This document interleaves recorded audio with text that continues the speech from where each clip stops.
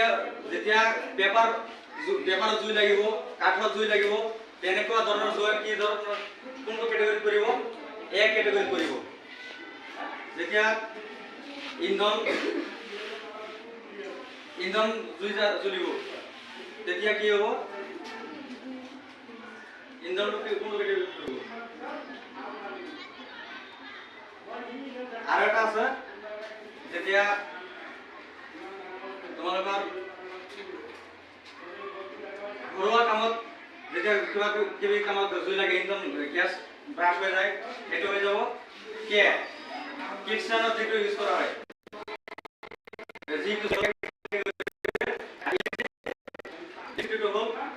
C. এতিয়া প্ৰত্যেকটো ক্ষেত্ৰত বেলেগ বেলেগ প্ৰচেছ ল'ব লাগিব, মানে বন্ধ কৰাৰ কাৰণে, জুইটো নোহোৱাৰ কাৰণে।